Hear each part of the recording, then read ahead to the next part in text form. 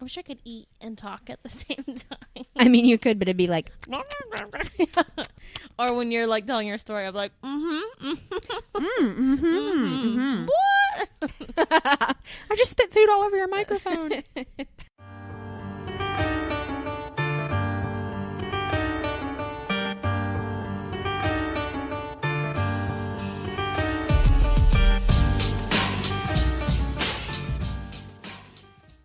Oh gosh. So, hey, Jordan, how are you?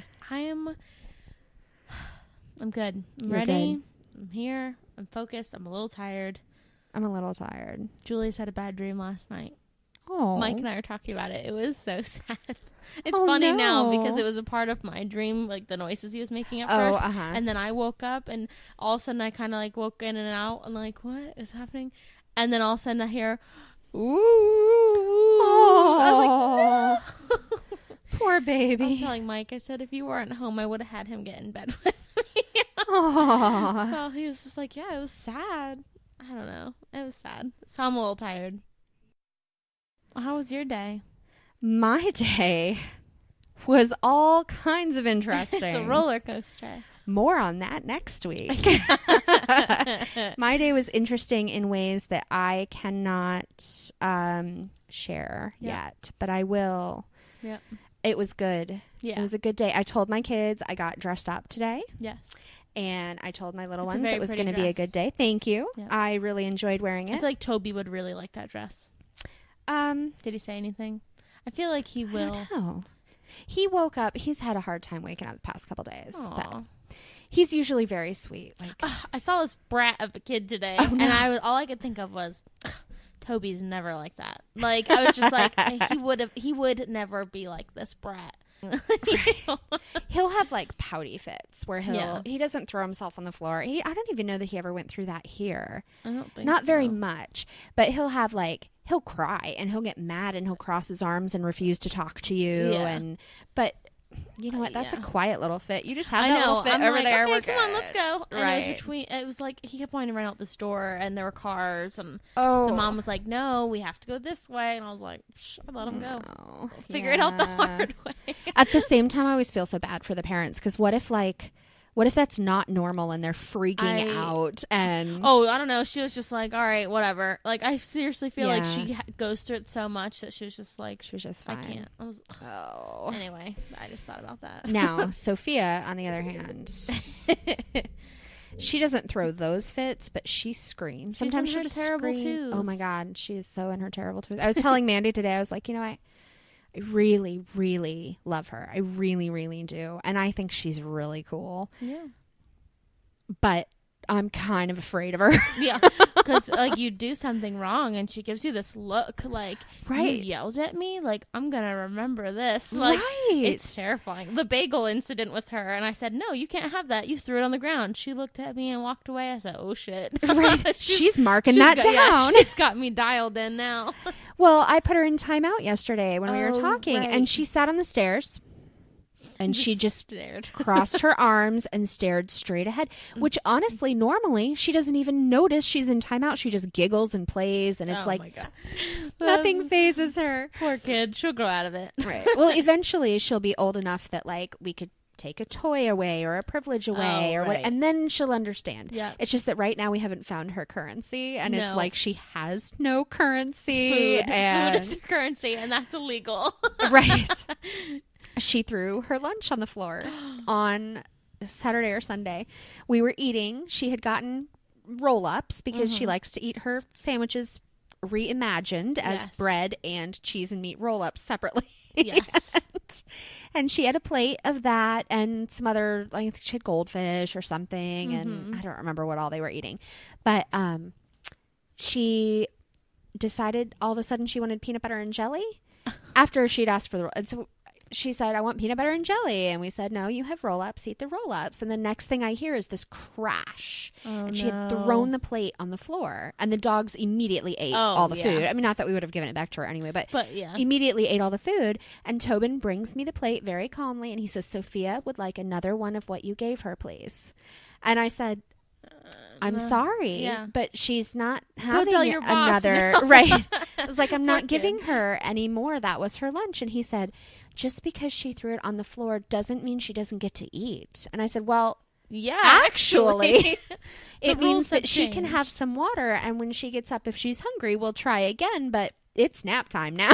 Yeah. Oh my god. I'm done. What a But little it was shit. it was so funny. Poor Sophia Toby. would like another of what she had before. It's like, well, clearly she didn't, or she wouldn't have threw it on the ground. Right. Poor Toby's trying to help her out. Like, you're Right. still hungry? All right, let me try. Right. Aw. Well, and I'm sure that he was like, I know you're not going to make her peanut butter and jelly because you already said no. So can you just try this again and yeah. I'll see if I can get her to eat. It's like, dude, you're 4. You do not have to take care of your sister like this. She's fine. If she was hungry, she would have eaten it. She's obviously not that hungry. Yeah. She'll be fine until after her That's nap. so And she funny. went right to bed. She was fine. Oh, yeah. She'd been eating all day. She was fine. I know that one day she ate and ate and ate. I could not believe. All She- day, I don't know every where day. she puts it away. I don't, well, running headfirst into the wall, really. Apparently so. Oh, that's funny. Anyway, you know what we forgot? What? Welcome to Crime Crazy. Oh, shit. I feel like they should just know. Like, you clicked on our fucking button. You know, you downloaded us. You know where you are right now, unless you ran into the wall.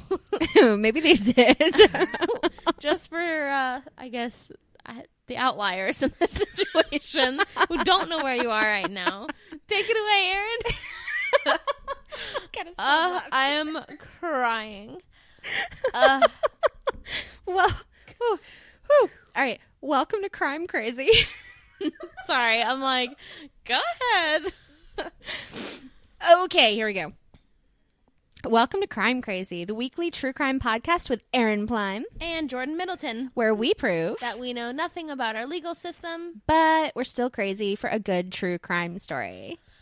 Even on the fly, we get it right. We've gotten much better. People should start saying it for us. Guys, record yourself saying Oh that. my God, that'd be and so much send better. it to us, and then that could be your little shout out. You could be on the episode. On the podcast. Right? Especially if you're another podcaster, you could be like, this is so-and-so from whatever. Welcome to Crime Crazy. Yeah. And then we'll just plug that in the beginning and we won't forget to say just be it. like, if you wherever you listen, just be like, hey, it's me at work. Welcome to Crime Crazy. Like under your desk. I'm a preschool teacher, so I have to say this really quietly. Yeah. It's nap time. Oh, that's so funny. Okay, so there we go with that. I'm like so ready to tell a story, but you're first this week. I am first this week. And I was trying to think if there's anything else we had to say before we get started. I'm just afraid that I'll forget to say that we are being featured on Podbean Oh, yeah. next week, and I'm so excited. I know. I think that we should do an episode sometime with like some big cases, because I Yeah. feel like there are like Zodiac, all of these big serial killer names that I know, and I have a brief idea like of what Yeah. their stories about, but I've never really researched them, True. Same. and I would just like to do that. See, yet again, American Horror Story. There was one episode, one season where all of like the famous serial killers got together once a year and had a big dinner and would talk about stuff. Oh my gosh. And I was like, I know these people, but I don't Right. necessarily know what they actually did. Like right. the truck stop killer lady. I'm Yes. like, who are you? Right. Why? Yeah. No, Who we are need you? to. Why are you the way you are? Maybe we need to do like because we were talking about taking a break Yes. around the holidays, but maybe we could do like a special Yeah. that's just like just what big cases. some big cases. Yeah.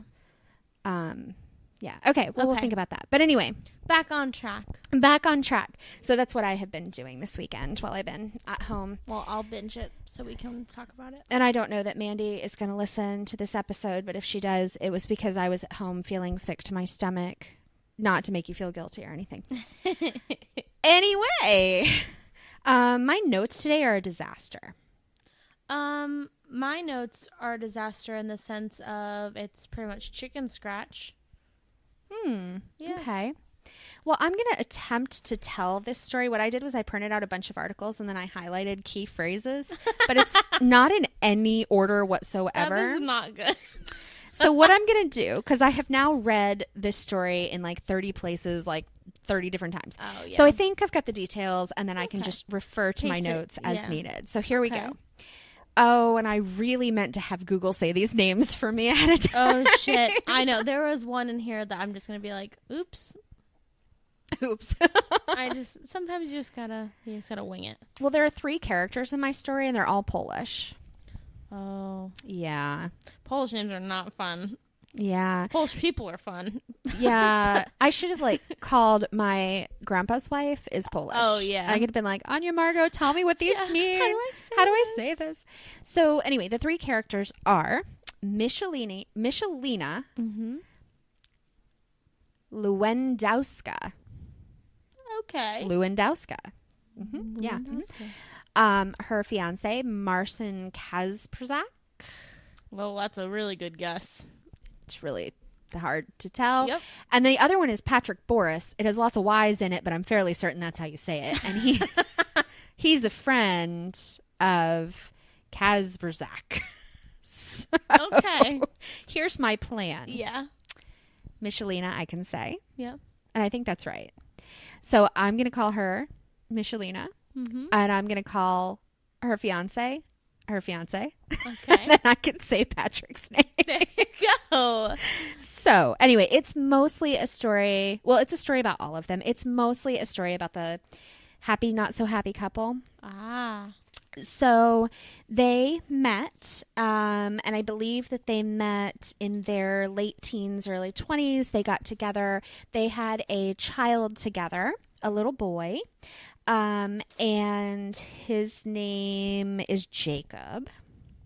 You can say that one. I can say that one. It's also spelled funny, but I was going to say. but I can say Jacob. Uh-huh. So they had a little boy together, Jacob, and they were engaged. They never got married, but they, had this relationship sort of ongoing, and they were raising the child. Michalina actually did most of the raising of the child. They don't live in Poland, even though they are all Polish. Yeah. They actually live in the UK, Oh, okay. and so the whole story takes place there. My story takes place there, too. Ooh, I'm excited. How weird. My other story does not. So, all of that backstory is not terribly important because, they had this kid together. They lived in the UK. They had this relationship that was going really well for a lot of years, but then things started to deteriorate. Oh. And when it started to get bad, that's when the story starts. Oh. So, I don't know what exactly went wrong. But I do know that Michalina and her fiance, now I'm going to giggle every time I say it that way. He at least claims that the relationship was over, like it was just done. It wasn't even that they were fighting or things weren't going well, but like they had decided to give up on it. And he was very concerned because he didn't feel like she was doing a good job of raising their son. Oh. And he wanted his mother to raise their son. And he was really concerned that she was going to, since their relationship was over, take the boy and take Jacob, who was 3, and take him back to Poland with her to be near her family. Mm-hmm. And that he would then be totally cut out of Jacob's life. It didn't appear from any of my research that Marcin, whatever his name is, he didn't seem like this loving, doting father that was afraid he was going to miss out with his kid. It was more like, I don't want her to have him. Yeah. I want my mom to have him. And, I want to make sure. Yeah, that was sort of his whole attitude and personality that I got from most of the articles, is just that he was vindictive and unkind and unfeeling, and so maybe it's just the impression I had of him. Maybe he really did love his kid, but there was no good evidence for that. Okay. At any rate, whether it was that or whether he had just gotten tired of Michalina or whether he's just kind of an asshole, she came home one day and he and his friend Patrick were there. She was 27 at the time. He was 25. Patrick was 18. And they were at the house, and this was May of 2011, and they tased her. So, because that's just what you do. That's what you do. Apparently so. So they tase Michalina, and it knocks her to the ground. And it was Aw. just, she said the first one was just like a very quick zap, and it, you know, caught her off guard and it knocked her to the ground. And then he like got on top of her and just started, I think he was trying to knock her out. Oh, like so that knock she her would be unconscious? completely Oh, unconscious. okay. Yeah.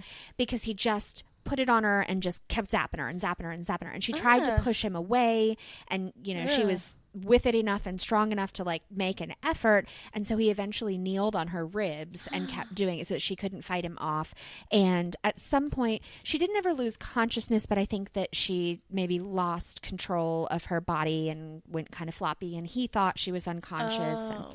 so then he tied her up with packing tape and Oh my gagged God. her. Actually, he and his buddy Patrick Boris.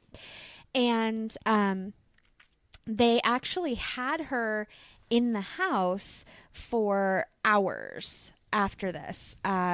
Just tied up in the corner? Tied up. I think they stuck her in a chair. They talked to her. He sort of went over the whole like, I want my mother to raise our child and I want you to give him to me. And she agreed and all Oh. but even though she agreed to do anything he wanted to like get out of this like, wasn't situation, enough. right. He didn't believe her, or he didn't care, or whatever.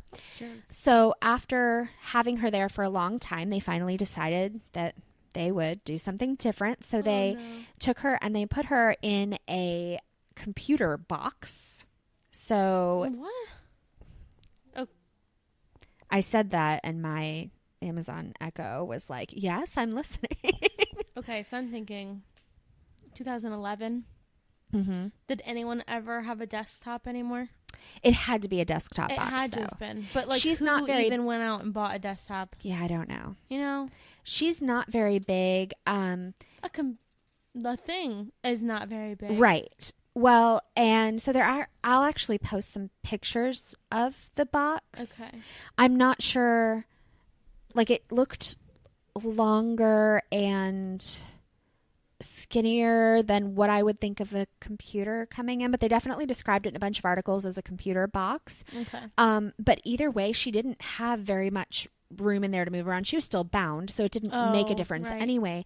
But she didn't have very much room to move around. And when they later had the court case, they got a similar box and a similar sized police officer, and she got in the box for the jury and showed them how she couldn't. There was no room. Like she could Oh, wiggle a wow. little tiny bit, but there was no room in this box. That's crazy. So they stick her in the box and they stick her in the trunk of the car. And they drive around for a little while, and they eventually go out into the woods, and they find like a natural depression in the woods. So like a little, not a valley, but just like a little dip, like a hole. And they toss the box in the hole, and she lands head down. Oh. And then they cover up the box with leaves and dirt, like about 6 inches of dirt. So really, really shallow grave. Yeah. But then they go and they get a tree branch that weighed like 90 pounds, and the two of them together put it on top of the box. Oh my, and she's still alive. She's still alive. Oh She's my bound. God. She's conscious. She's absolutely aware of everything that's going on. And then they drove away. Oh my god. And they went back to Jacob's house and hung out and partied and whatever with no concerns whatsoever.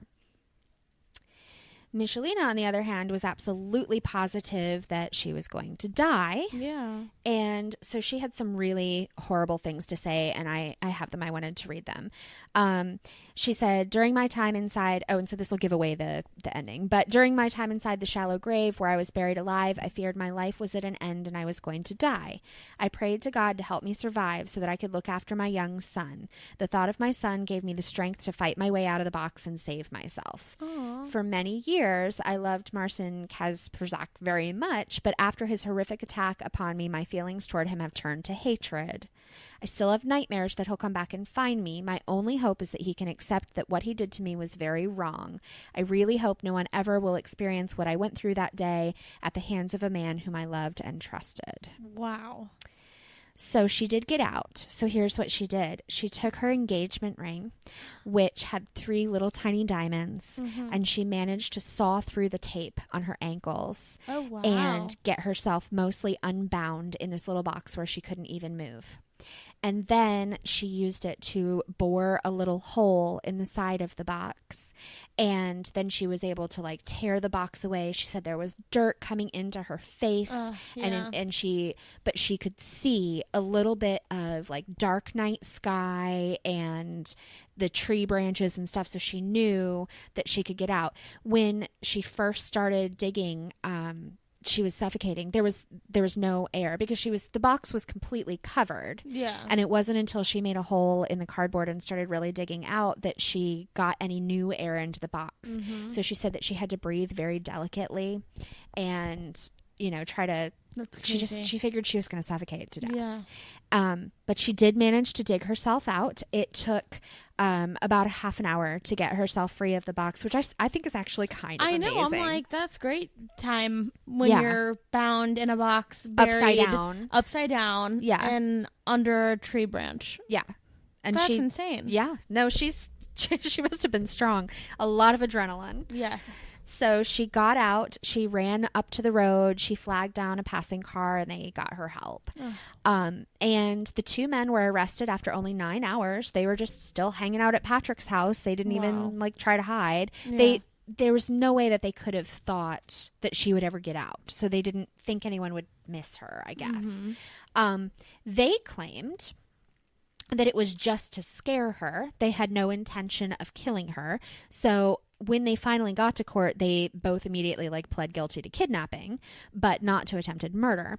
They said, well, we didn't cover up the handle holes in the computer box, so we left her air to breathe. And her response to that was, no, you dumped me in a hole and covered me with dirt. You just forgot, or you just ran out of time, or, that's ridiculous. They said they intended to go back and get her, but fell asleep and forgot. Oh my God. Yeah. So all of it, they're just horrible. I cannot. After 3 days in court, they were found, Marcin was found guilty. Patrick was actually, I think he had pled guilty to the kidnapping, but he didn't get anything for the attempted murder. Oh. Which I don't know. I don't know why, but yeah. Oh, and the other thing that was really interesting that I totally forgot to mention is that during the time that she's in this box trying to dig her way out and thinking she's going to die, they went and used her bank card and withdrew 500 pounds from her bank account. So that totally messes up their whole story about we were just trying to teach her a lesson or whatever else. So anyway, they did, after 3 days of deliberation, the jury found them guilty. Good. They were told that they would only serve half of their sentence and the rest of it would be paroled. And I don't know anything about UK law because I don't even know anything about US law. So maybe that's totally normal or whatever. But apparently at trial, when they were finally sentenced, they had no emotion about it whatsoever. They didn't care one way or another. They just were totally, I imagine, dead eyes and blank stares and whatever else. Ew. So they were sentenced to 20 years. So served 10. Yeah. Then it's not over. So it turned out that that was not the only crime that was uncovered. And this other crime is not related at all. But in December of 2012, let's see. Let me go back. So he was sentenced to 20 years in January of 2012 for trying to kill his fiance. Yeah. And then by the end of 2012, he received another sentence for another crime. Oh. Apparently, when they searched his house, they found explosive devices. And they're not sure what they were for, or, why he had them, what he was planning, if it was just a hobby or whatever. They said it was totally unrelated to the whole thing with his fiance. Yeah. So it's not like he was going to blow her up or anything like that. But they did convict him for this as well. And they gave him they found 8 explosive devices. So 8 4-year terms for having these explosive devices, and you're like, oh, thank God he'll be in prison forever, and poor Michelina can go on and live her life and not worry that he's going to come after her when he gets out. No. Of course. Because even though that should have been an additional 32 years, all 8 of them are being served concurrently and concurrent with his current sentence. Oh my God. So I don't understand this at all, and I need for somebody to explain it to me, because what is even the point? There is no point. First Just of to all, have it on record that he had them before, so then in the future, if he does it again, oh well, he had them before and he was already in prison. Like, well, okay, so I do doesn't know anything. I do know that in some circumstances, if you're given a certain amount of time for something and you don't serve it, like let's say you get paroled or whatever, and then they have to revoke your parole because of something that you've done, they can go back and say, okay, now you're going to serve all that time. Oh. But I don't know if that would ever affect concurrent sentences. The part that gets me is not that these sentences are running concurrently with his attempted murder sentence. Okay, fine. Like, that sucks, but whatever. Yeah. The part that gets me is, why give him 8 4-year sentences and then say, you're going to just have them all at once? Like, that's 1 4-year sentence. It's not 8. No. I don't understand. It just makes me mad. Yes, I agree. So. I agree. So anyway, I thought it was kind of an inspiring story because that woman is seriously badass. Oh, yeah, definitely. And I hope that the 10 years that she has before he gets out gives her enough time to like get in a really good place in her life and get somewhere safe and, you know, build herself a new life. And that she says she still has nightmares. She still wakes up thinking he's going to come and get her, and she's just terrified. It's going to take forever to get over that. But I also am angry on her behalf that he'll be out prison in no time. Yeah. It's already 2017. He served 5. Yep. He's halfway there. That's and insane. That sucks for her. Ugh. So. What a jerk. Also, as a little side promo / connection, this was one of the cases that we talked about on that shortlisted episode that we did last month. So if you wanted to hear more about those other cases, Shortlisted is the podcast I do with Brian Williams. Yes. And we actually covered 10 different circumstances that people lived through that should have resulted in their death, and yet they managed to survive. Yeah. They're not all crime, but this was one of the ones that was, and I was like, okay, now I have to know more about that. Yeah. I do know that if you're ever buried alive and it's like dirt or something, you're supposed to pull your shirt over your head. So that you can like push through the dirt and not get it in your mouth. Yeah, in your nose, eyes, everything. That makes sense. My dad was buried alive before I was born. And it was a really bad accident, and that I don't think everyone survived. What? What? Some job. I mean, it's before I was born, so I've only heard this like bits and pieces. But something along the lines of it was a job, kind of like a ditch type. You know how you always see like the guy, a construction, like something. And, okay. I guess some sort of support or something broke, and it flooded the hole. And I don't think everyone got out. From what I remember, I don't think everyone got out. And like part of his face is like smudged down like this because the pressure and everything. Oh, wow. So my mom is pregnant with my brother, who's 2 years older than me. Gets a phone call about him going to the hospital. He had, had to get that all fixed. So his like eyebrow is just a little bit shorter, a little droopy, right?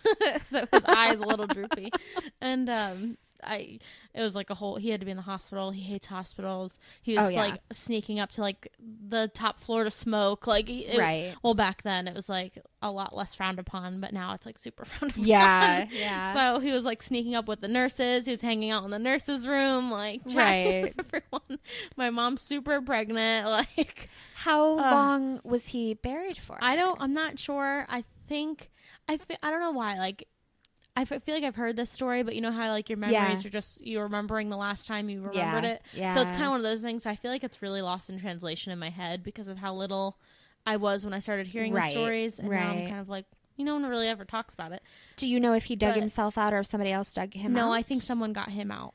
I think they were because all... they knew it had happened right yeah. away. Oh yeah. Okay. So I think that was the case, but I feel like there were like a few people down there, including him, and I don't think everyone got out. Oh my gosh. Yeah, it was crazy. That's terrifying, and I had never heard that story before. I know. I was like, well, I don't know like the in-depth story. Right. I feel like I only know bits and pieces of it, and like I don't ever want to bring it up to him. Like, hey, Dad, you remember that time that you were buried alive? Can you tell me about that so that I can put it on my podcast? Yeah. So I was like, ooh. But I remember watching one of those like FYI type shows. Yeah. And it said to put your shirt, and I was like, that makes sense because then you kind of block everything. You can still at least somewhat breathe, like filtered wise because of all the dirt. And I was like, that's smart.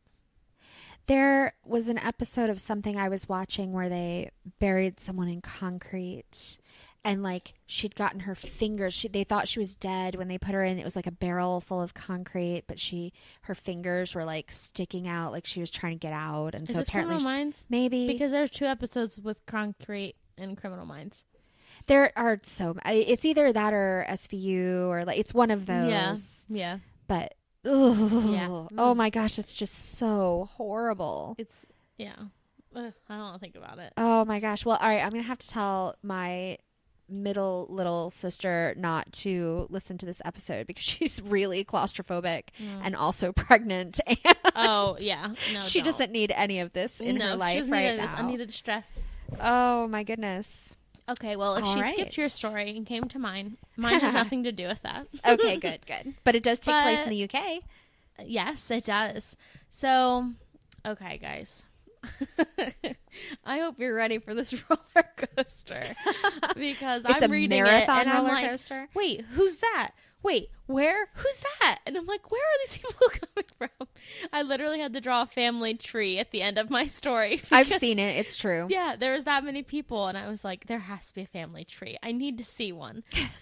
So, did you find one that you copied, or did you go through and like make your own? I found one that I simplified because there was a lot of extras that I necessarily didn't care about. Right. You know, because I was like, okay, I don't need all of that, but I just needed that was the one best place to find the dates where every kid was born, like the year at least. So I went there and I was like, jotting that down. Okay. And who belongs to who, but we'll get there. I've been hearing about this story for a couple days, so I'm really excited. I found this story yesterday around maybe 2:00, and we were supposed to record last night, and it took me that long to read it, and I was starting to write to the point where, like, I feel like my thumb is going to have a blister on it. I was writing that much. You could type. No, I can't. Okay. In both senses of that. Like, I don't want to, and I definitely can't. Like, it would take me longer. Okay.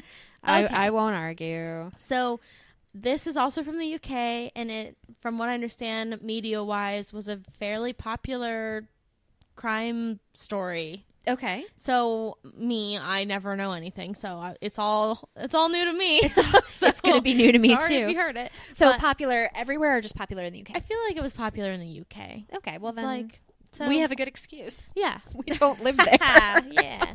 So, my main guy is named Fred West. Oh, that is so unfair. What? Fred West. That's only 8 letters. Oh, I could totally say so Fred sorry. West. You can wait because there's, one, it's like Frederick something something something West, and I'm like Fred West. Okay, all right. Yeah, no, some of these names are definitely simplified. So he, little background on him. He was one of 6 children. Oof. He was definitely a mama's boy. He liked to dote on her, take care of her, do whatever he needed to do. And he's a horrible student, a horrible kid in general at school. He left school at age 15. He was pretty much illiterate.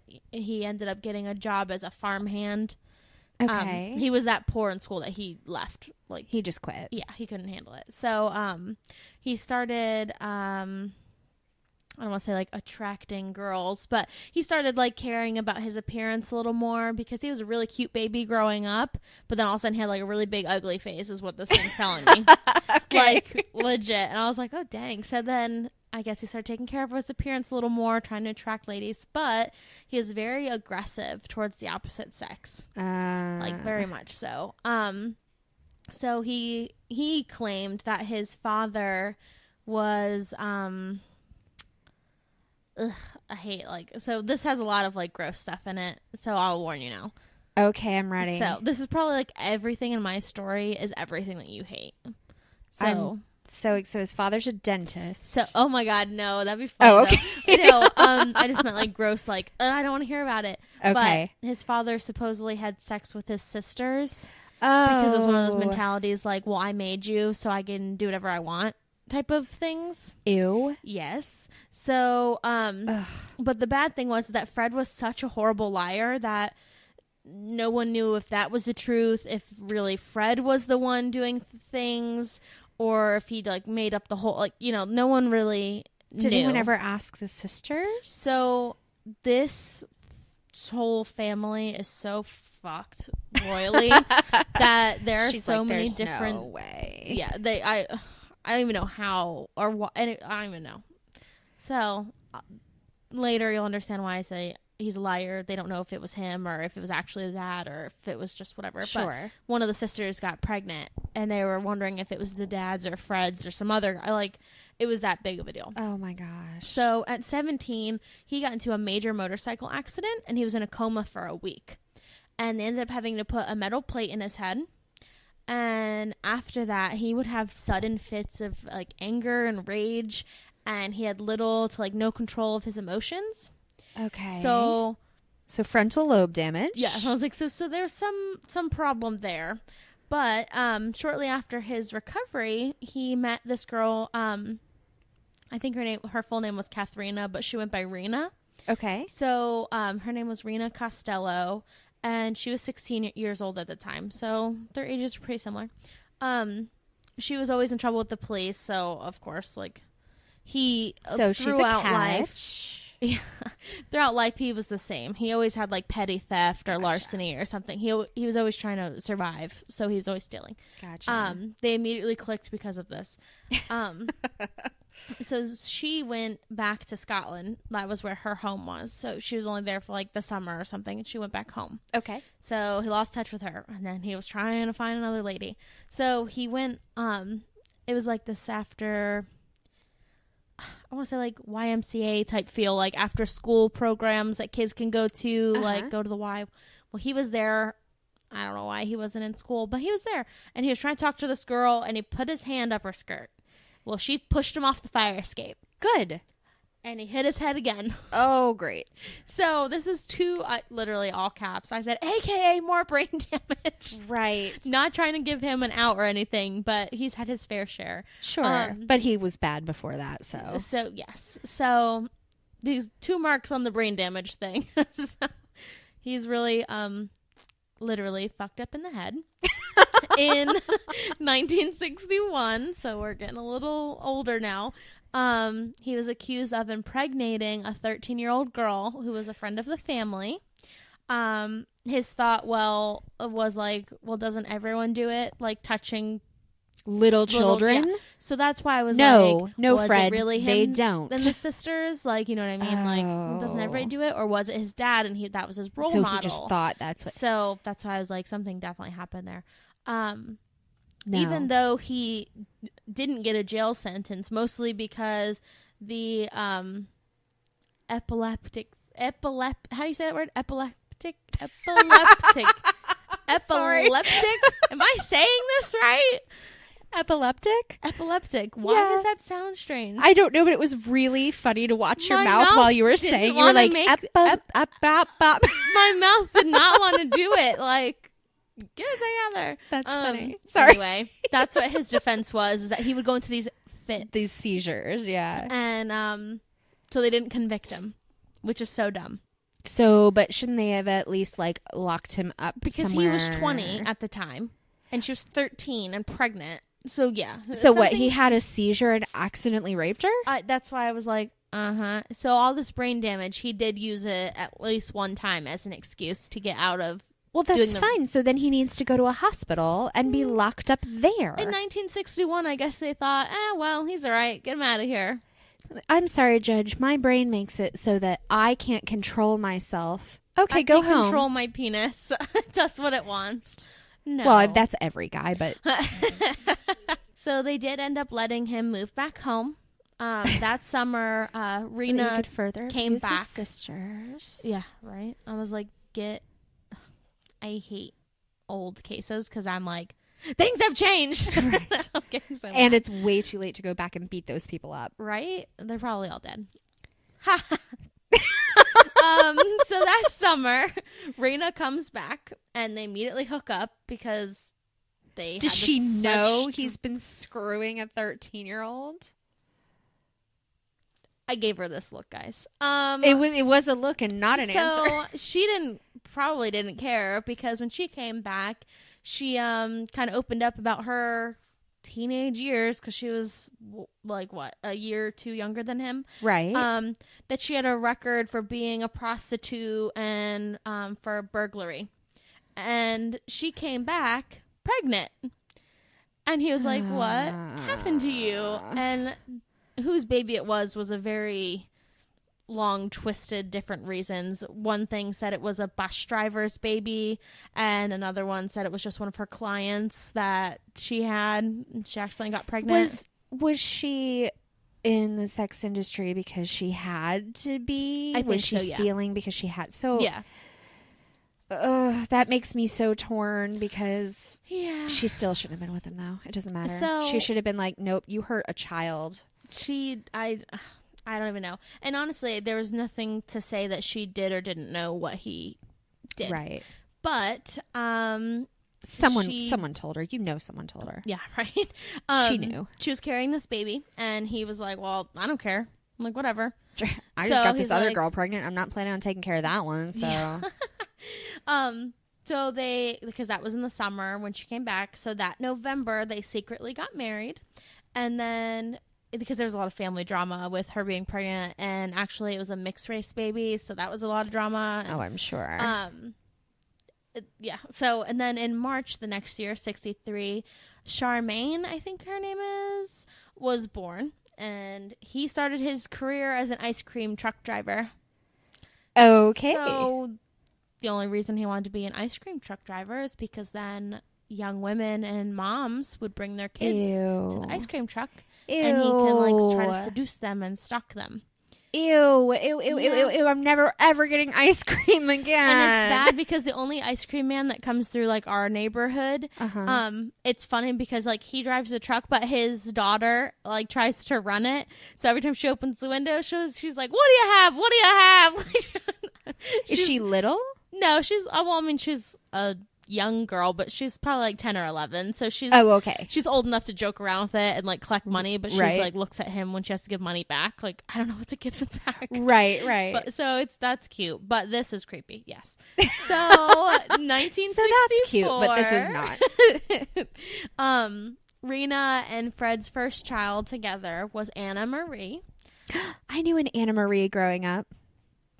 I hope it's not this one. No, it's not. 1964. Yeah. You're not that old. No. No, What was that look for? because you always say I'm little. So I was saying like, You are oh, little. You're not that old. I'm not quite that old. That's what she meant to say. Oh, You're you're nowhere near that old. Almost that old. So then they met this lady, Anna McFall. And shortly after he had an accident on his ice cream truck adventures, he actually hit and this is not funny. He hit and ran over a 4-year-old boy.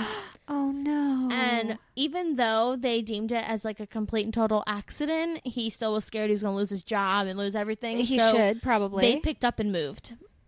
Oh, of So- course. That's what you do when you've. Did they kill him? What? The little boy? Yes.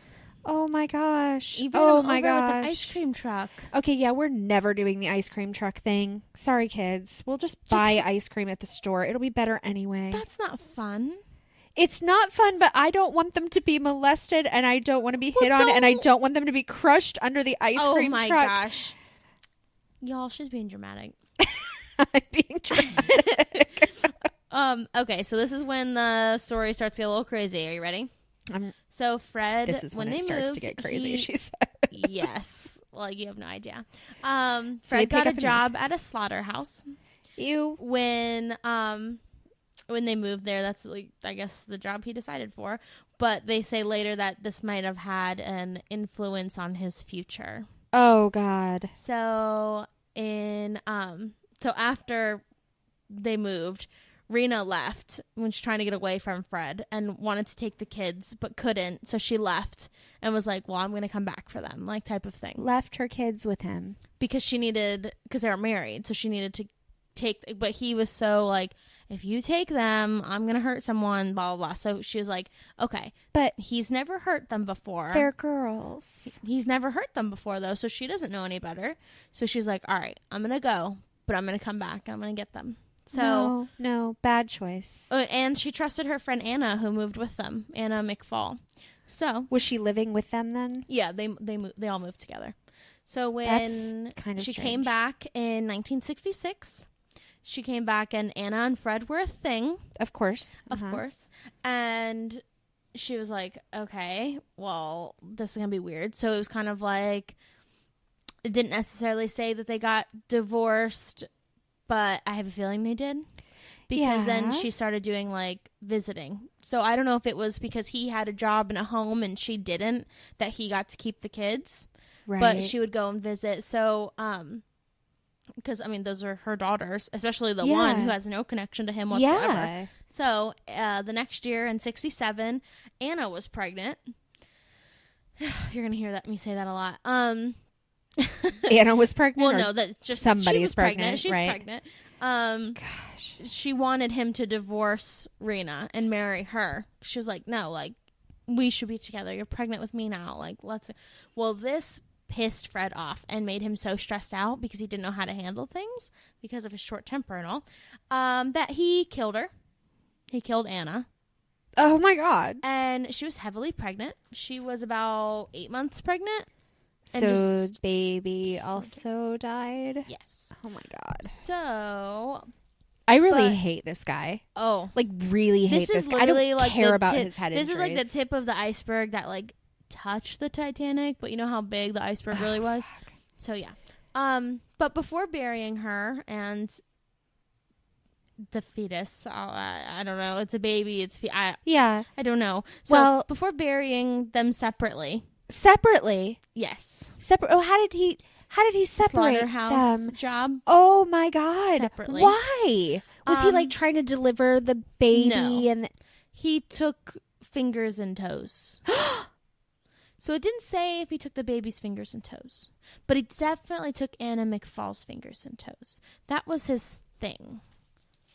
So this was his first kill, and he already had like a trophy or like a souvenir. like he had a thing? He had a thing. A signature. The very first murder. Isn't that strange? I think that was Is it the first? Maybe it's not the first murder. That's what I'm thinking. Maybe But- we just don't know. So he ended up taking Rena back and was like, oh, like things will work out with us. We'll be a happy family again.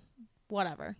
So she goes back with him because she has no life. I mean, she was a robber and a prostitute her whole life. I don't know if she's very forgiving or very desperate or what, but surely there I think has it to be switches to desperation because she begins to be a prostitute again for while money she's for with them. him. Yes. Oh, for them. Okay. Yeah. And then this is when he started molesting Charmaine, which was her daughter.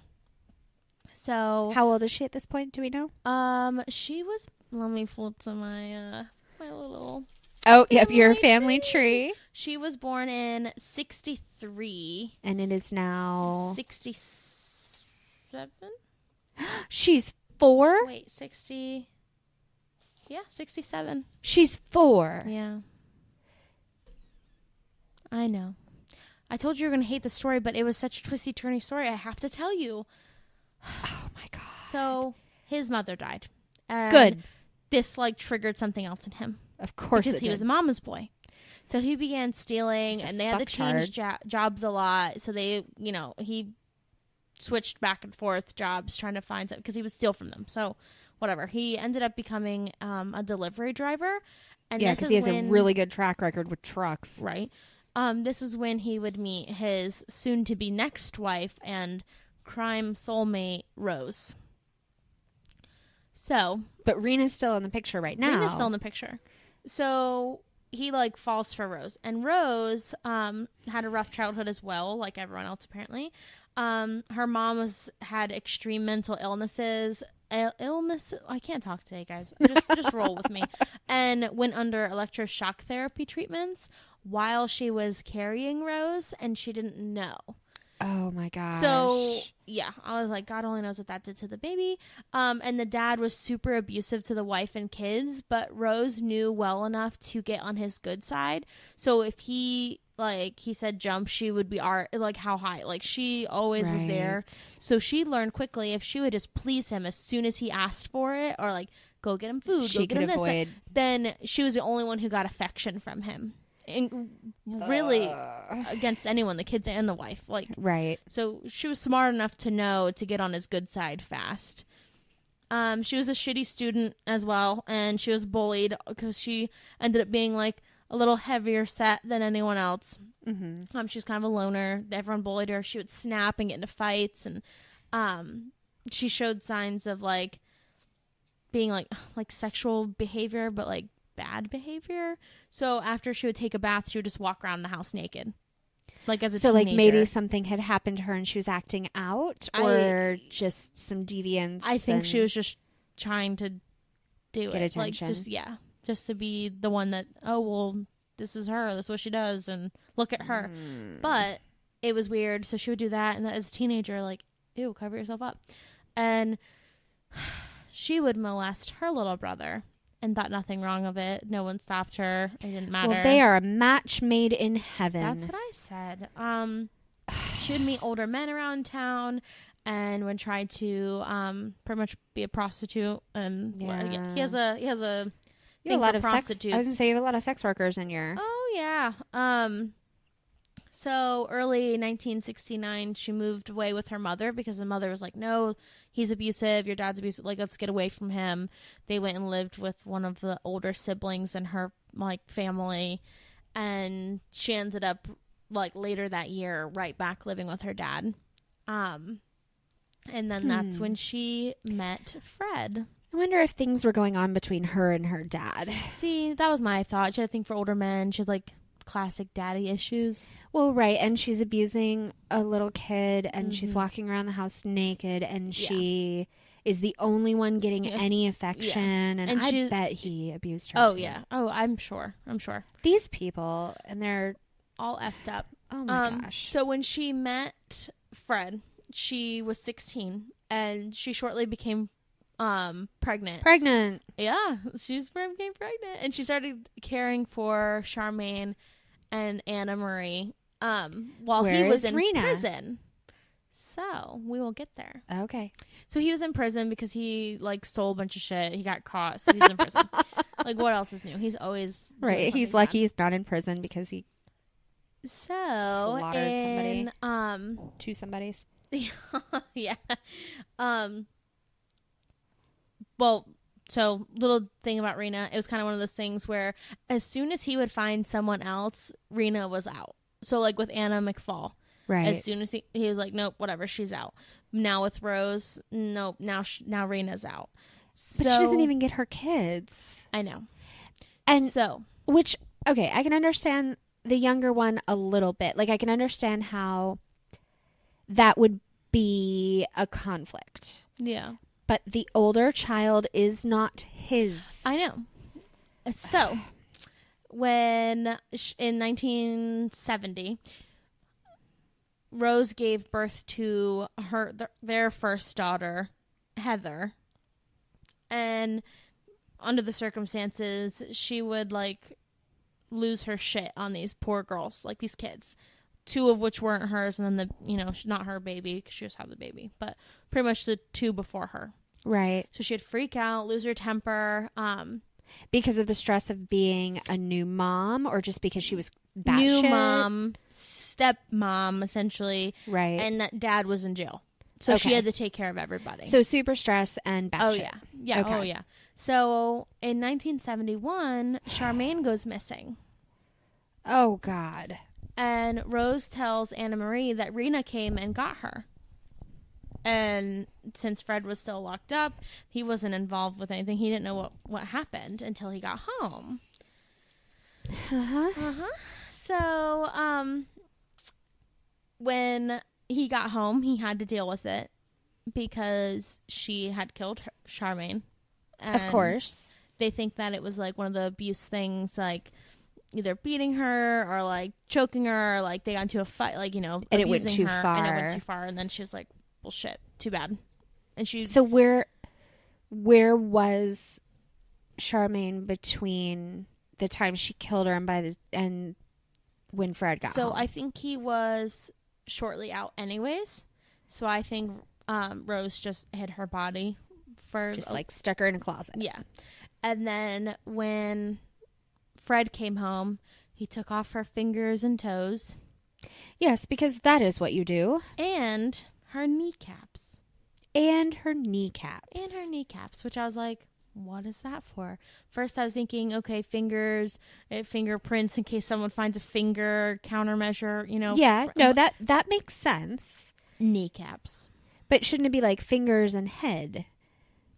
Kneecaps. And toes. Nobody does toe prints. So I was like, the only thing I think of is when you're a baby and they stick your foot and then you have your little baby footprint. But even that's not like a thing. So that's what he took. He saved them and he used them to blackmail Rose in case she ever wanted to leave. Well, yep. Yep. Okay, so saved them. Didn't say how he saved them. Okay. So I'm assuming like stuck them in a cardboard box. Yeah. Like in the picture in my head, it was like he had them in a Ziploc baggie and like shake them at her like, well, you don't want to leave me, right? Like type of. Yeah. Go ahead and leave me. I have all her fingers. Mm-hmm. He buried her under the kitchen floor and no one would find her for 20 years. Do you think he told Rose about his previous murder? I think Rose wouldn't care. Like, I don't think it mattered. Well, right. But I'm just thinking about the blackmail thing. If he was saying, I'll tell somebody that you murdered somebody if you leave me, and then you'll be in all sorts of trouble. If she knew that he also had murdered somebody, then it's they not never as mentioned that effective. she had that on him. But eventually it wouldn't matter. Right. Okay. Well, so later that summer, Rena came back trying to get her daughter, at least Charmaine, because that was her daughter, who would have been 8. She died when she was 8 years old. Fred killed Rena. Well, there we go. I knew that was going to happen. Yep. And buried her close to Anna McFall, except for her fingers and toes and patellas. Oh, isn't that weird? And Anna was the one that was like, get rid of Rena so we could be together. And then he killed her for saying that. And then he killed Rena and put her right next to her. Right. So that was strange to me, but kind of ironic in a weird way. Then they moved. They were like, oh, no, wait, they didn't move. Ha ha, gotcha. Him and Rose got married. They got married first, and then they moved. Sorry. Oh, okay. Because they needed a bigger house to fit store the bodies kids. in. Oh, well, you don't even know. Oh. But because the kids, they couldn't fit in this little house, so they did move. It is hugely risky to bury people at your house and then sell it to someone else. Right? But maybe 2 of these, because I think Charmaine was the only one buried under the kitchen floor. I think the other 2 were buried in like a park. Like, so they weren't at the house. No. Okay, not like in the backyard. No, not the adults. And under the kitchen floor is actually probably safer than in the backyard. Oh, you're much less likely to dig up unless it smells or something. Oh yeah. Well, they got married in January in 1972, and then it said they had their first legitimate child in June. I was like, wait a second. I was like, that's not 9 months. That's still not right. That's legitimate. I was like, whatever.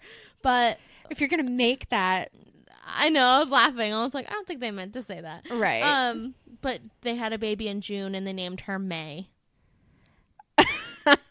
Yeah, Mae.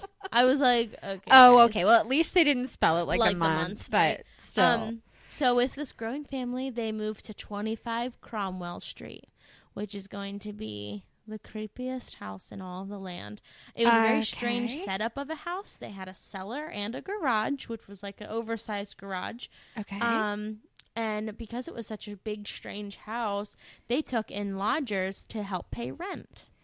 Guys, bad idea. Don't lodge with these guys. Don't. They have 4 bodies to their name so far. So they turned the cellar into his torture chamber, what he joked around with a family friend and said that's what he was going to do. And she always just thought it was funny because he was always laughing about it. It was like, oh, or maybe that's where Rose will take her clients, or maybe that'll be my torture chamber. And and you know how you awkwardly laugh with people? I think that's what she did, because that's exactly what he did. And Anna Marie, who was now 8, was one of the first victims. Oh. And they tied, gagged, abused, raped her, both of them, Rose and Fred. She's a baby. Yes. And then their first nanny, who was 17, her name was Caroline. So at this time, Fred was 31 and Rose was 19, because that's the big age difference there.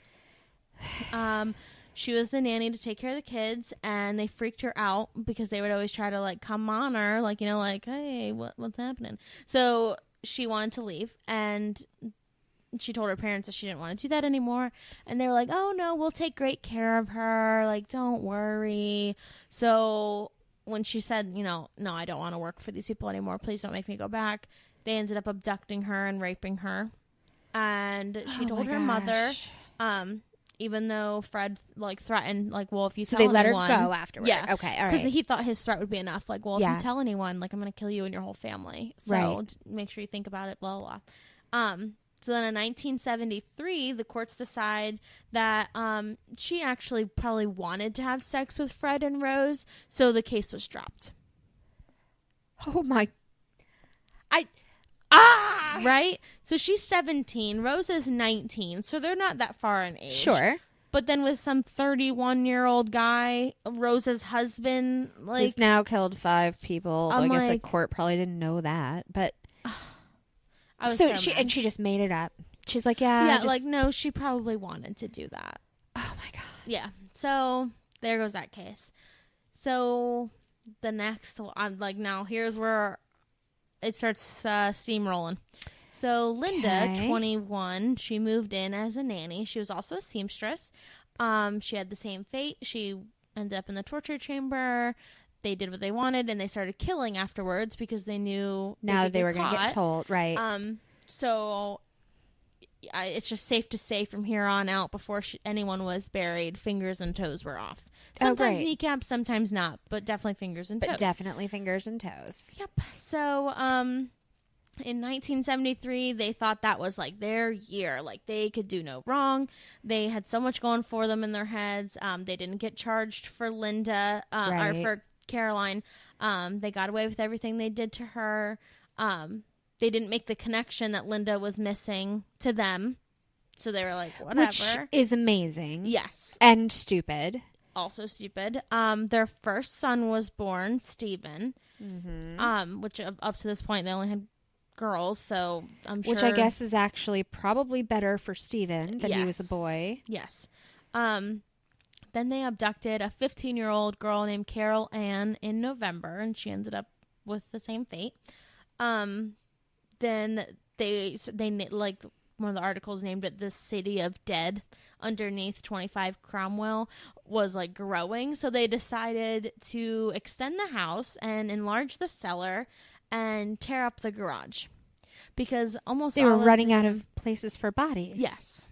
So they, I don't know, spread the cellar out. They enlarged that. And then the garage, they started tearing that up to make that bigger, and extended the house over, and they took in more lodgers because they made the house bigger.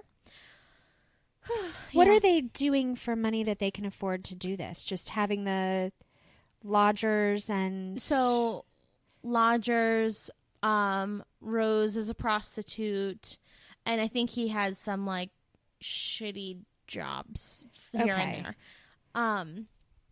So then, they, they enlarged all that. They made the house bigger and the garage, tore it all up so they could start burying more people. The next victim was Lucy Parrington. She was 21. She went missing in 1974 and had the same fate like everyone else. Between 1974 and 75, 3 more girls were victims. Shirley H, because there's another Shirley later. She was 15 when they 15. found her. They think that's when his obsession with bondage started. So she was her head was wrapped in tape completely, and she had one straw in her nose, like a plastic tube, so she could breathe, and everything else was wrapped in tape. And then Teresa, which was 21, she was a hitchhiker. She was just kind of like passing through. She stayed as a lodger. And then Juanita, she was 18. She had marks pretty much everywhere on like her wrists, her ankles, her knees, her elbows, her arms. Like, so she was suspended.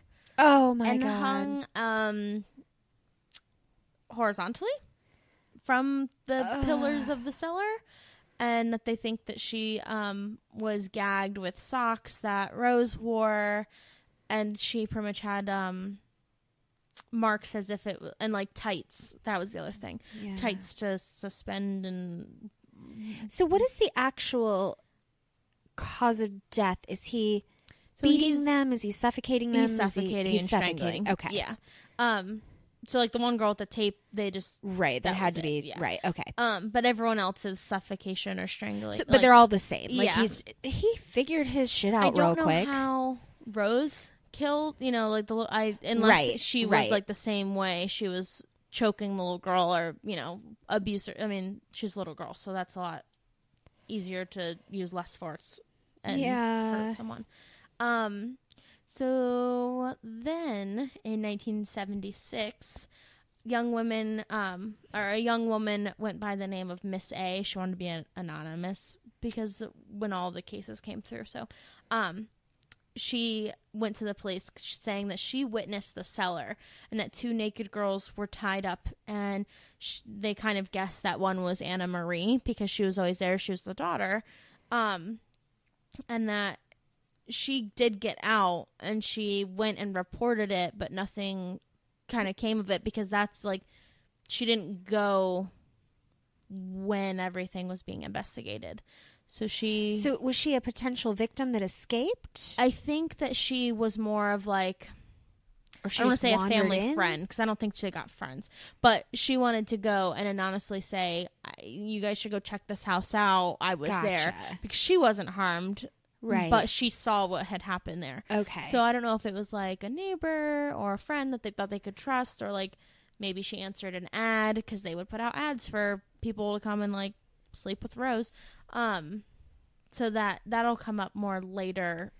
Okay. But they just kind of had like one person say that they didn't have enough evidence to go charging the doors. And so did they even follow up? Not from what I could see. Oh my God. So, this is the 70s. Nobody freaking cared.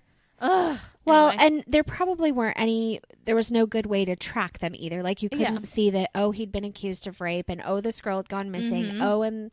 And, they moved and this and that. So, I mean, that makes sense. And up until this point, he's doing a pretty good job of picking random people and passerby and like hitchhikers. To be missed, right. Yeah. So he was doing a pretty good job at not being found, or found out. Then the next year, 1977, Shirley R., who is different from the one who passed away. Right, the other So Shirley. This one is 18. She moved in, and literally I put former hoe, but she was a prostitute. Aww. And she had, they said, bisexual tendencies.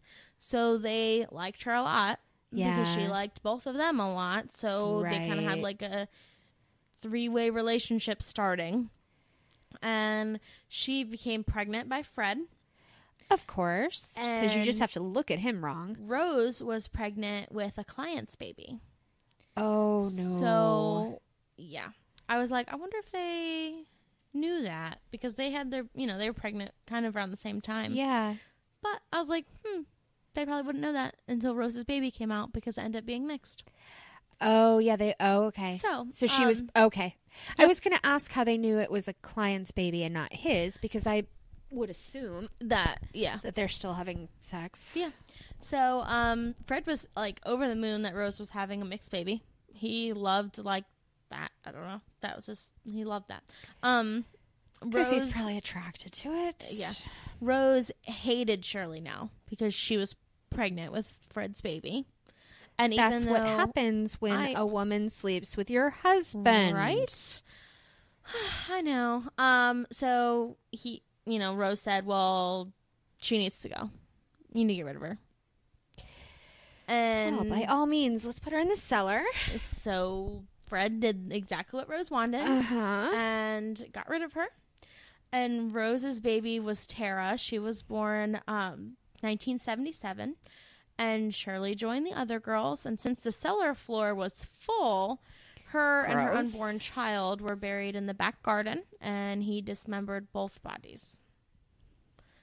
I like that Rose is all pissed because Shirley is pregnant with her husband's child while she's pregnant with someone else's literally child at the same time. A client of your prostitution ring. Well, and not only that, but like all of the children that are or have been alive in this house have come, like, it's all random. Yeah.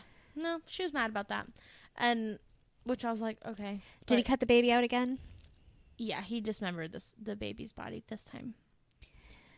Why does he do this? I don't know. He's a little crazy. In 1978, Rose and Fred had another baby. There are a lot of babies. This is why I said I needed a family tree. Yeah. Her name was Louise, making this 6. Fred also impregnated Anna Marie. And how old is she now? 70? You said it was 78? So, yeah, she's 78, and she was born in 64. So she's 14.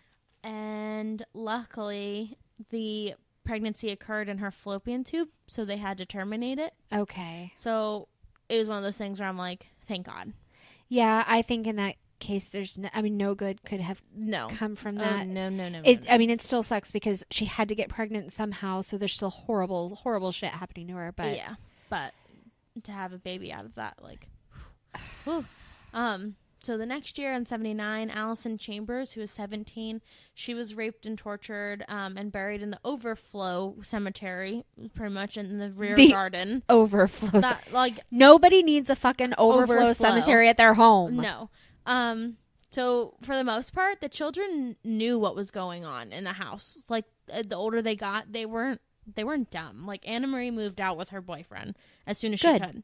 And Fred went, I'm kind of impressed that he let her leave and that he let her live. I think it was one of those things where she had never been a problem. Well, so why care? Lots of people had never been a problem. And also at this point, he's probably very self-assured and cocky that he can get away with anything. So he's probably like, yeah, go ahead, live your life. That's fine. I already ruined it enough. But everybody else that he was just done with, he killed. Yeah. So if he was done with her. But Anna Marie was technically his first child. So I feel like he had some weird, stupid, strange bond that kept her alive. But like in his head, like, that's my first baby. And it was totally cool for me to knock her up. So gross. So since she moved out, Fred went on to Heather and May because they were the next oldest girls in the house. And Heather fought it. She resisted every time she could. She's going to end up dead.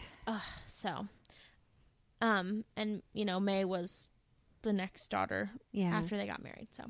Well, no, not legitimate, but you know what I mean? Right. In 1980, Rose and Fred had a second son named Barry.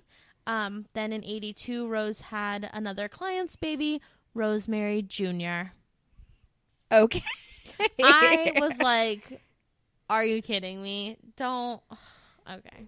I don't know. Like, you can name your daughter after you because men get to do it all the time. But I don't know if I do Junior. Junior sounds very strange on a girl. Maybe just because we never hear it. Maybe. I don't but know. Sure. I mean. That was what she named her. So that's that. Then the next year, 83, she had another client's baby. She loved being pregnant, apparently. Or they just couldn't afford any condoms with all of the prostitution she's doing. Yeah. So I don't know. I mean, she's got to be not ever using protection to get pregnant this pretty many times regularly. Yeah. Oh yeah, by her husband and client's baby, because this one was a client's baby, Luciana. Oh, I like that name, Luciana. Then she became so irritated that because I mean, how many kids does she have now? Jesus. That she would beat the kids without cause. She would just start beating them. They suspect that they continued their pattern with no evidence, because then from 83 to 86, like, there No new wasn't really bodies. anything. So they're thinking that they did continue it. They just couldn't find evidence. So like maybe they put the bodies somewhere off the Which, property. like, later or... on, Fred says something about, like, well, I'll give you locations of more bodies as time goes on, type of thing. Okay. So this is that gap they think that they were going to fill. And then 1986, Heather told her girlfriend about it, the girlfriend told her parents about the dad's advances and the mother's business in the home and all of the beatings that they would receive. So the girlfriend's parents went to the police. Business in the home is like inconsequential. Like, who cares? That is not at all the issue here. Fred would take pictures of Rose, like scandalous pictures, and put them in ads and be like, come to this address. And the kids would be there, and there was a light outside the door that they would like turn on. And if that was, you have to leave mommy alone because she's doing her work, type of thing. Okay. All right. Never mind. I take it back. That is an issue. So, the girlfriend told her parents, which were friends of the Wests. Mm-hmm. Like, they, I feel like it was one of those things where behind closed doors, they were completely different people, but they were like... Right, they were putting on a good face Right. So Fred and Rose found out that Heather told her girlfriend, and her girlfriend told her parents, and so they ended up murdering Heather at 16, and they made the son, Stephen, the oldest son, help dig a hole. And they didn't tell him what the hole was for, but the dad was like, come help me do this. So he's like, okay. So they dismembered her and buried her. But it was like, her death was like everyone else, but I forgot to mention Charmaine's death was not. When he dismembered her, I think he tried putting her in a trash can, and then she wouldn't really fit. And then that's kind of what prompted him to start burying everyone underground. I forgot to mention that. But, so that was the only, like, because out of his daughters who he's killed, right, that was the only one, which wasn't even a blood daughter, but, Sure. But it was a child in his care. Yeah. So, but Heather got the same fate as everyone else. So you just buried her, dismembered her, they, fingers and toes. Somewhere he has a giant box of fingers and toes. Like, it's getting ridiculous now. Some of them have to be like decomposed completely by now. I would think so. Unless he like has them in the freezer. Well, maybe. Ew. But after this, that was like the switch in the universe. Their luck changed. Good. Yes. It's about time. Rose took in the wrong apprentice. So they had this ad out to take in a young girl to teach her the ways of how to be a prostitute, I guess. So this girl, I guess, accepted. So Fred and Rose raped her, and she left.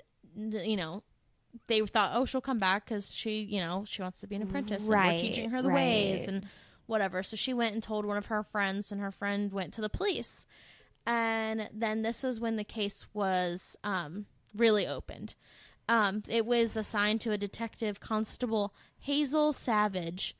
I was like, I want Hazel Savage to take care of my shit. No kidding. And Hazel had already been familiar with Fred and all of his sexual perversions, because when Rena was around, that was what she was doing. She was trying to get, like, well, no, this is what he does to kids, and this, I need to get my kids. But since she was a prostitute and had a horrible record as well, she was trying to go and get him arrested, so she would have to get the kids. So she'd been, and then Rena disappeared. So Hazel didn't hear anything. And so now Hazel is already familiar with all of this.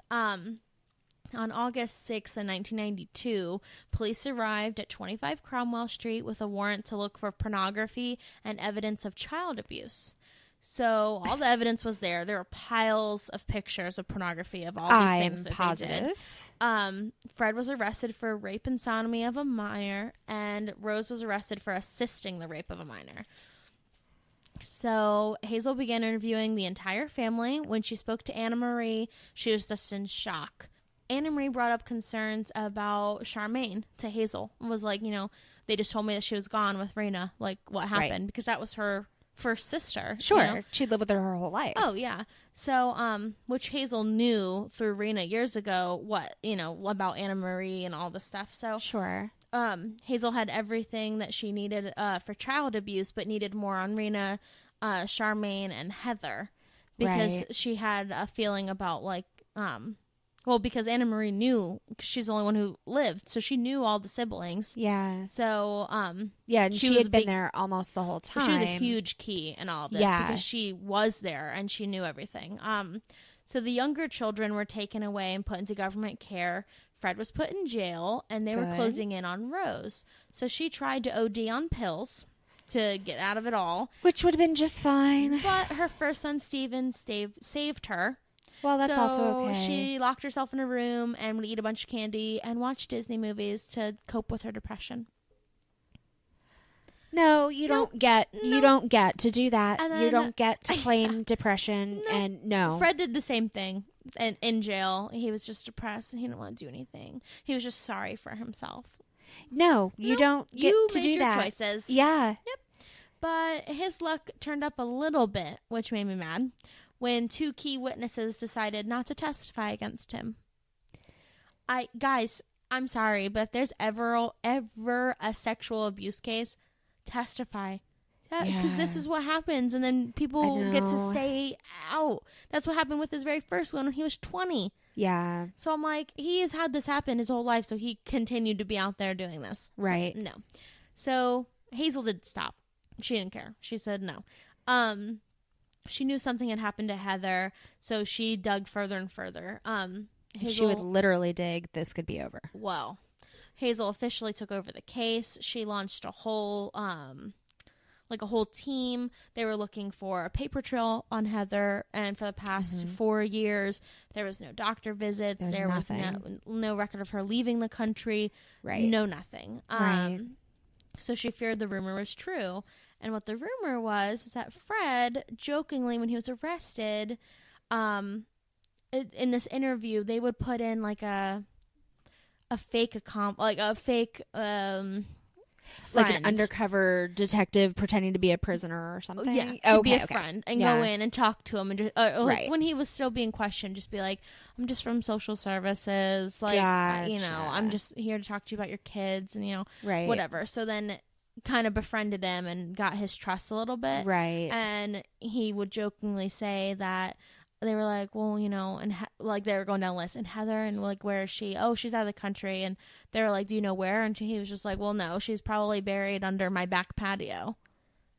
And would joke around about it. Idiot. He really did think he was bulletproof. Yes. But everyone was just like, everyone knew he was a big liar, that he always lied. And they were like, well, maybe this is just one of those things. But, no. So, I think everyone was kind of hoping he was just joking around. Sure. But, so they went and they got a warrant that allowed them to dig up the house and the garden. Good. And some of the extension of the house was over the garden, so they literally had to chip away at this house, which this one guy had to be in charge of all the media content because it became such a huge media case that people were outside of this house watching all the time. And once they brought in an excavator to tear up this house and this right, that was gonna, you can't hide that. Yeah, I was like, that was gonna cause a lot of questions. So he was trying to battle that, but they kind of privately did as much as they could until they got a confession from Fred that he did kill Heather. And because they told him, well, we found some human bones, and he's like, all right, you got me, I did kill Heather. So, come to find out, those weren't Heather's bones. No, of course they weren't. So, Rose acted dumb. Go figure. She was just like, I don't even know. Fred, I hate, own up. Fred's doing it. Fred was released temporarily because there wasn't actually enough evidence to hold him, which is so dumb. But he didn't, obviously he wasn't out for very long. But Fred watched out of his kitchen window them dig up his yard and find all of these bodies and bones. And he looked at his son and said, well, I did something really bad. And the son said, that look will stay with me forever. It was so cold that it looked right through me. Like, I'll never forget my father's face. Like, it was really bad. So they found more body parts, some dismembered, you know, like throughout bones and stuff. And he tried to take the fall for everything, saying that Rose didn't do anything. She didn't even know what I was doing. And because he loved her so much. So far, Heather and the one Shirley was found, not the young Shirley, the old Shirley. Right. Okay. The pregnant Shirley. Gotcha. So I was like, right. Okay. Okay. Right. Then for some reason Fred told them that, well, the girls are buried in the cellar. He literally told on himself. They probably never would have thought, you know, like, right. No. So he told them, and they went and they found all of those bodies. So he admitted to killing all of them, but not to raping any of them, because he said they wanted to have sex with him. It's very hard for somebody to argue against that when they are dead. Yeah. So I was like, of course you could say that. Well, now. Except that some of them were babies. I know. So they found 9 bodies, and that was extremely difficult to ID them because Fred couldn't remember everyone's name. Oh my God. Yep. So Rose tried to make it look like she was such a victim of abuse, and he was like, oh, well, he was just on a rampage and I just couldn't help it, and he just made me do everything type of thing. Like, Sure. But no one was believing that. I was gonna say, you already killed somebody else when he was locked up, so yeah, no, that doesn't matter. So on December 13th, 1994, Fred was charged with 12 murders, because now grand total things. Still, they tried to connect Rose to them at as many of them as they could. And then on New Year's Day, he was sentenced to each murder was a life in prison. So he had 12 life in prison sentences. Right. So I was like, okay, good. Thank God. Like, right. But then on New Year's Day, Fred took the bed sheets and made like a little noose and hanged himself in his little cell while the guards were at lunch, so no one could find him and resuscitate him in time. I hope that he strangled slowly and his neck didn't snap, and it was awful. And I hope he thought, wow, this is what those girls felt, because I strangled these girls. Yes. Like, I hope he had some like weird realization right before. So that was, he got out of pretty much everything. Rose went to trial the next year in October 95. So numerous witnesses came forward, so including Anna Marie. Good. And Caroline, which is one of the hitchhikers that got out of it. Right. And then Miss A, which I talked about earlier, she was there too. Good. So she came through. And then I guess Rose's team made the mistake of like putting her on the stand, and her defiance came through, and the jury was like, I'm not believing anything you say. This is dumb. Right. So then the key witness was Fred's interviewed tapes. Oh. So the fake friend lady, she ended up speaking, but the big thing was that Rose killed Charmaine and Shirley without him. So Fred just took the fall for Charmaine, but Shirley, Fred could have killed her. Like, no one really knows. Nobody but knows, Charmaine, right. There's no way Fred could have did that. I was going to say, know? they should have been able to look at the timeline, and Anna Marie could have said, well, she went missing during this time, and Dad wasn't here. Dad wasn't home. But, so this key witness lady, the fake friend one, she was up on stand, and she was so stressed giving her statement, because I think she knew the weight behind everything, because Fred had already been to jail, sentenced, whatever, and then died. But now they really needed Rose to be a part of, get charged for everything she did, really. Well, but I have a question. What's the background of this person? So that was the one who was fake social services, or like the one who got... So well, sure, she might have been real social services, to be honest with you. Okay. I was going to say, it can't be a cop and that nervous on the stand. No, they kept calling her an appropriate friend or something. Was or she appropriate adult? Something weird like that. Interesting. Yeah. So I think she might have been social services. For Okay. real. So she wasn't law enforcement, and that's not why from she what I had could- such yeah. terrible Okay. So Okay, that makes more sense. I think she knew that because she was the ones like recording with Fred that kind of blew a hole in Rose's story. right. That her word really meant a lot to the A court at this lot. point. So when she went on the stand, she gave her statements and, was like, Rose is guilty, whatever. She knew everything. She actually had a stroke on the stand and was rushed to the hospital from the courtroom. Oh my gosh. So that's how stressed off she was. But Rose was sentenced to life imprisonment on 10 counts of murder. So, wow. Yeah. So Fred got 12, but, the one before he even met Rose. So that's definite. Right. And I was trying to figure out what would the other one have been. But that's why I was like, a child? One of the children? mm-mm. He killed. The only one he killed before her was Anne, unless they're counting the baby. Oh, Maybe. she she's 8 months pregnant. Very possibly then. Because I think maybe that is true because he was well aware of the baby. Yeah, So, right. Well, maybe that was it. But she got 10. Good. Because that's how it's supposed to work. If you help somebody commit a crime, even if you're not the one that pulls the trigger, you're still guilty. Yeah. So, the last little fact I had about this was that since this was so heavily in the media, that on October, in 1996, the West House was completely demolished. They knocked everything down. They tore everything to shreds. They crushed every single last brick, everything, because they didn't want like souvenir hunters to go and be like, this is a brick. Like, yeah. But they made it into like a pathway. I'm guessing it connects two streets, but they completely demolished everything, which is kind of.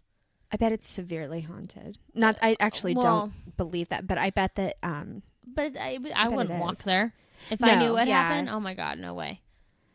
Wow. So I was like, that's a lot of thought to be like, we should demolish everything so no one can take this home and be like, look what I have from the West House. Well, and I wonder too if like it was causing issues in the neighborhood. Like maybe there were people always there. Yeah. And so they got together and they were like, we just have to get rid of this. Yeah. Probably. Because it was, so she went through her court case. So it was a whole year later when they finally decided to demolish it. I So bet people it probably was. already did. Wow, that is insane. Yep. I know. And I was showing Erin my little family tree of all of the kids. How many kids are total on there? Total 2, 3, 4, 5, 6, 7, 8, 9, 10, 11 if you count this, I guess, Fred and Rose in 93 right before everything kind of hit the fan. They miscarried a baby. So does that include it's Rena's baby that wasn't his? Yeah, that's Charmaine. She was the very first one. And so does it include the 2 unborn babies that he murdered? No, it does not. So if you count those. Holy shit. Because she had 4 alone from her clients, which 3 out of those 4 were mixed race. Right. And he loved that. And then together they had 4. I can't imagine what he did to those kids. Yeah. And then 2 before Rose, so Anne Marie and Charmaine. Then the miscarried baby they had together, and McFall's baby, and then Shirley's baby. Yeah. Well, there was also the miscarried baby that the little girl had. Yep. The daughter. Oh, yeah. Anna Marie. Ugh. Yeah. Holy cow. That's why I was like, when I was texting you, I was like, I have to have a family tree. This is so insane. It's insane. I had to like see it out. That's so many lives. I mean, not all of them lived, but to be ruined. Mm-hmm. Ugh. What a shithead. They started having babies and like them together. So not including Anne-Marie or Charmaine, but them together started having babies in 1970 and didn't stop until the miscarried baby in 93. Because she was so much younger than him. Yeah. So it just worked out. Yep. That's so many kids. So is she in jail, in prison for the rest of forever, and she'll just rot? Yeah, I didn't say anything. I mean, I don't know if they even have like, because So 10 So it's, yeah. So like what we were talking about earlier, it's like 10 separate life in prisons. Right. Is what, you know, and he got 12 separate life in prisons. So Right. I don't think it's like yours when it's like Right. you only get 3 months. Like, Right. now you're out. You only have to stay there for a couple of days, and Yeah. then you can come home, Yeah. even though you buried a woman alive. Ugh. Wow, he's a horrible, horrible, horrible human being, and I did not know that story.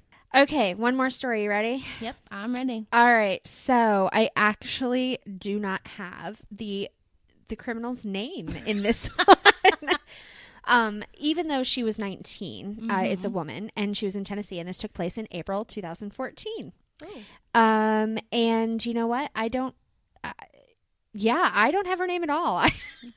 Just name her. So then you can like at least say a name and refer. All right, I'm gonna name her Sweet. Anne Marie. Oh my God, no, that's so West. mean. No, that's true. Yeah, no, she didn't do anything bad. I'm gonna name No. her Rose West. Oh no. No, it's no. This one is sort of Call her Jane. Like humorous. Jane Doe. Okay, Jane. Sort of humorous. Okay. It could have potentially been not funny at Oh. all, but since she Okay. was caught, it was okay.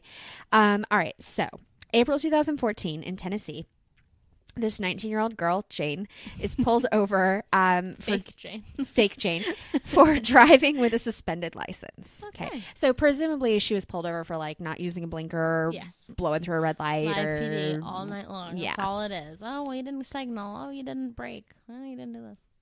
right. All And the so, time. and then they pulled it up and they're like, "Oh, you don't even have a license." So when she was, Maybe that's why she doesn't have a name. because she didn't have a, they never found out her name.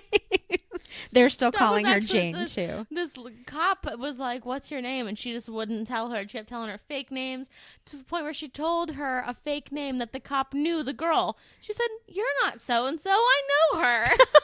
She was like, "Oh shit!" So they actually looked her up by her tattoos because she had been in prison. And that's how they figured her out. right. Oh, Well, sorry. apparently this girl maybe didn't have any tattoos, but she had something else. Uh-oh. Okay, so when they were booking her, you know, they always do a strip search. So I guess Yeah. whatever she had done, instead of just like taking her home and taking her car and giving her a ticket, they felt the need to take her in. Okay. So they did. And they did the strip search, and they noticed something that just looked a little off. Okay. So a couple of female officers took her into the bathroom and discovered Oh my God. a 4-inch revolver in her vagina. Oh my God. So Please tell me it was not loaded. I have no idea. I hope it wasn't. No idea. So they did a little research after retrieving it. It was about half in her vagina. You know, like just like the barrel or so. Are you going to be sick? Maybe. Go ahead. And they discovered it was stolen. It wasn't even her gun. The owner did want what he called the little fella back, Oh my but God. first he wanted it bathed in bleach. Please send this through a sanitizer for me. Thanks. Right. I would have been like, you know Ew. what? Can you just give me like, just take the money for it? Yeah. Can And you just go give me that. bomb I'll it just for go me. buy another one. I don't need that one back. Ugh. So she was charged with gun possession and introducing contraband into a jail. Oh my God. And she was, she paid a $6,000 bail and was released. Oh my So. God. As far as I know, she was not ever. Well, I don't know. She could have been convicted of that, but that was really where the interesting part of the story ended. So that's as much research as I did. Yeah. I don't. Nope. Mm-mm. The logistics of this. Yep. No, I'm doing the gun fingers too. Everybody do the gun fingers with us. Okay.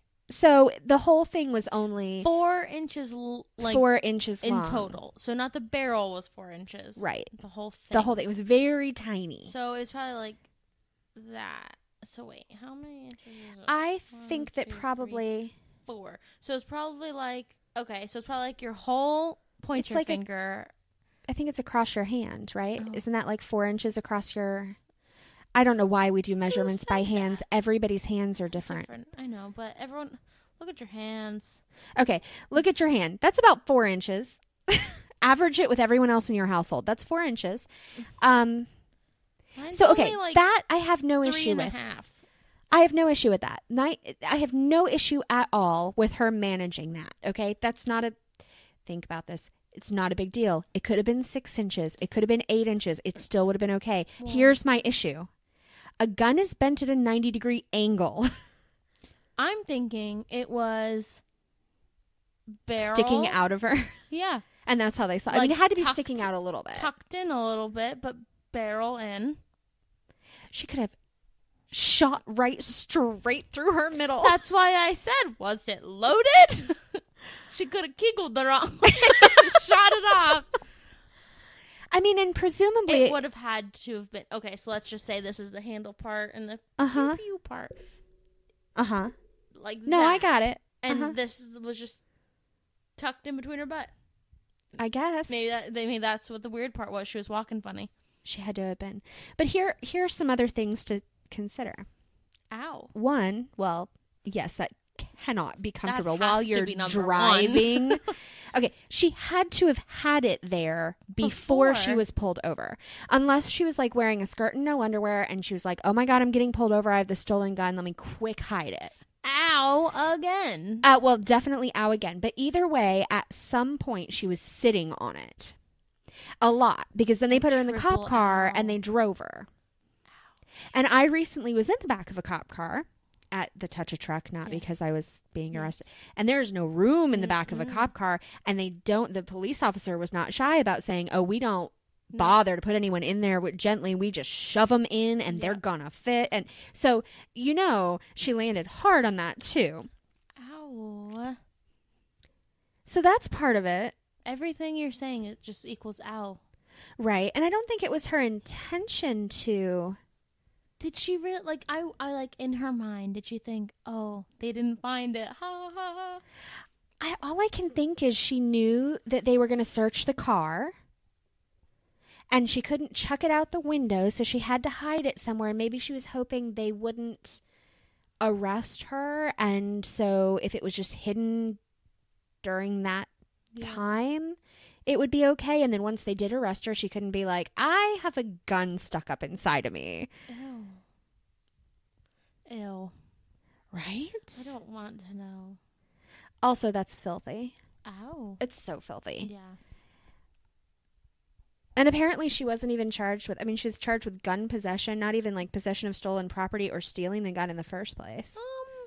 That's not right. I wonder if she stole the gun and then after she stole it, that's where she hid it. And then she just happened to get pulled over. It didn't say how long between when the gun was reported stolen and when they recovered it. I'm actually looking up 4 inches. An online actual ruler. Well, okay, but here's the thing. It's like 4 inches, but the what do you call it? The stock, the part you hold, is also kind of fat. True. That's the part I can't. I guess everybody's shaped differently. I'm putting way too much thought into this, but I just kind of need to know. Sometimes it just needs that. I like how I Googled 4-inch gun, and the first thing that comes up is this article. Is the 4-inch caliber, like, pow, pow. Okay, I guess that's not the right. Oh, this is way too Revolver? telling. I'm really, really unhappy about this. I tried to Google 4-inch gun, but I do the swipe thing, so it chooses what it thinks I said, and it thinks that it was much more likely I said gin than gun. Oh, no. It's probably right. I don't know. They always look the same, so maybe this is a dumb thing to be looking up. Like, they literally all, look at this. They all look the same to me, guys. Right. Well, all right. Maybe we should stop talking about this because it's really freaking me out. I'm sure other people are freaked out. It's horrible. I just needed to know. Well, have I talked about the cocaine that fell out of the girl at the prison, at the local, not local prison, at one of the prisons nearby? No, fell out of. So, I have a friend, I mean, she's a friend. Say, a friend on the I inside. have a friend on the inside. I have a source inside the prison. No, it's very complicated. My daughter's birth mom, who I didn't know until after I knew my daughter. Anyway, she's in prison. Yes. And she does not mind me saying that. Okay. I was trying to figure out a way for her to be on the podcast, actually. She says when she gets home in about a year, she's going to like come over and tell us all the stories. Anyway, she called me one day and she said that the craziest thing had happened. The girls all went down for basketball. It may have been in the jail, not the prison. I think it was when she was still in jail. Apparently you go to jail before you go to prison. Even if you're sentenced to prison, you go to jail for a really long time and then you go to prison. Anyway, they'd all gone to play basketball, and this new inmate who hadn't been there very long, obviously, jumped up to get the ball, and out of her pants, out of her body, fell little baggies full of white powder. And so they had to put the whole place on lockdown, and they had to take her and like do a cavity search and all that kind of stuff. But apparently she had just, because I guess maybe cavity searches for jail is not a thing. Or maybe they just missed it. So, I mean, this girl with the gun wasn't all that far off. She almost could have done it. Like, they may not have noticed at all if she'd managed to get it all the way in there. Ew. So, now that we've put that image in your head, I think it's about time to wrap this up. Yep. Oh, that's funny. So I guess the only other thing is so our next episode comes out on Halloween. Yes. And we're really excited. And so we're going to do a special episode. So you definitely have to make some time and download that one. Even if you download it Halloween and then like listen to it while you're recovering the next day. I don't think anybody's going out. It's a Tuesday, but okay, never mind. I just got to look. So while you're recovering the next day and you're lying in bed, you could listen to our Halloween episode. Yeah. Or stick it in your ear while you're walking your kids around trick-or-treating and it'll make it go faster. That is definitely more like it. Or when they're having all those office parties that you really just don't want to go to, but get your plate of food and leave. Right. Just go back to your desk and listen to it. That's right. Be like, oh, I'm taking an important call. It's going to be an Yeah, hour and 10 minutes. Gotta go. Right. So anyway, we're going to do that. And then, is there anything else that we need to say? Nothing but the last thing. Well, the last thing. Patreon people who we love and love and love and love and love and love. Thank you for being very patient with us. Yes. Because I actually have your gifts sitting here on this table. Yeah. But in the whole Halloween preparation and the news that I'll share with you maybe next week, I didn't get anything in the mail. Yeah. It hasn't happened. It'll be soon. I promise. It will be. We'll make you some cool stuff. Maybe we'll send you extra love and appreciation along with your gifts. So. And the next time I have a good hair day, I'll do the digital one. Normally that's what I wait for. So we I have should a good hair day. just do it Saturday when we're all in our costumes. Oh my gosh. That's what we should do. That would be a lot of fun. Lord. We'll just do it before the Jell-O shots. Okay. Or are we just doing Jell-O shots as we prepare? Probably. Okay, sounds good to me. Yep. All right, so with that, Jordan, any advice? Guys, I mean this from the bottom of my heart. I was going to try to fake cry, but I don't. But she's laughing. I don't have any tears coming out. Do not end up on next week's episode because that's the spooky episode. That's right. And I don't want to be writing about any spooky shit from you guys. I already have my idea. We're going to find spooky shit online. Thank you very much. Yeah, we don't need it from you. So stay safe. And have a great weekend. Yeah. No, a week. Have a great week. Have a great everything. Have a great, bye. Thanks for listening to this week's episode of Crime Crazy. We hope that you enjoyed listening as much as we enjoyed making it. If you like our show, please tell a friend, or better yet, subscribe, rate, and review on iTunes or your favorite podcasting app. We really appreciate your feedback and want to give you a shout out on the next episode if you leave us a review. If you leave us a review somewhere other than iTunes, just let us know. If you loved our show, consider donating to our Patreon. We have lots of great surprises that we want to share with anyone who supports us. And let's be real, it's really just an excuse to send you cool stuff. Thanks again, and remember, even though we really have no idea what we're talking about, we'll be back next week to talk about it all over again.